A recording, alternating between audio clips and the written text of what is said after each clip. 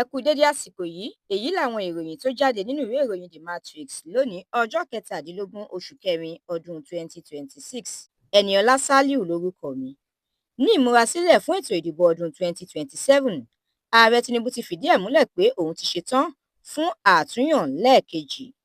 Ààrẹ ní àwọn alátakò kò lè dúnkòokò mọ́ òun ti ṣetán láti rin ojú ọ̀nà yìí lẹ́ẹ̀kan sí i. Ó ṣe yẹ̀yẹ́ ẹgbẹ́ òṣèlú ADC pẹ̀lú bó ṣe ṣàpèjúwe ìpàdé gbogbogbò wọn gẹ́gẹ́ bí èyí tí kò nítumọ̀ rárá. Peter Obi ti sọ̀rọ̀ ó ní òun kò wá ipò ààrẹ lọ́nàkọnà ṣùgbọ́n òun fẹ́ kí orílẹ̀-èdè Nàìjíríà tẹ̀síwájú ni. Ilé-iṣẹ́ ààrẹ ti fi kòbákùngbé ọ̀rọ̀ ránṣẹ́ sí Àtíkù lórí ọ̀rọ̀ tó sọ nípa pínpín ìṣèjọba lẹ́lẹ́kùnjẹkùn.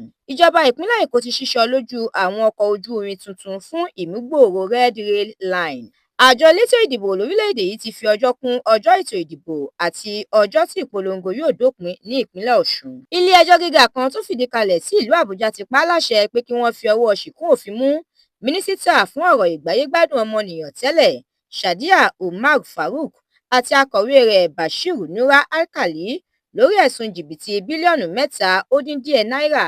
Àwọn agbébọn kan níròyìn ti fìdí ẹ̀ múlẹ̀ pé wọ́n jí àwọn akẹ́kọ̀ọ́ tí wọ́n lọ ṣe ìdánwò jáàmù 14 gbé lójú ọ̀nà ní ìpínlẹ̀ Benue. Iléeṣẹ́ ọlọ́pàá orílẹ̀-èdè yìí ti fa ẹjọ́ ẹ̀sùn ìpànìyàn àti gbígbé oògùn olóró tí wọ́n fi kan Matthew Chukwuemeka Adébíyì lé ilé-ẹjọ́ kan nílẹ̀ United Kingdom lọ́wọ́.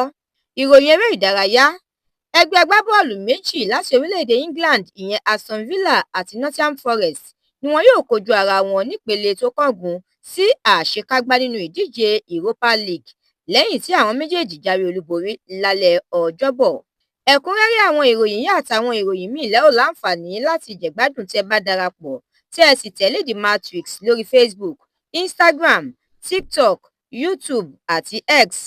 Àdúràmọ́mi Balógun ló ṣe òǹgbùfọ̀ ìròyìn yìí.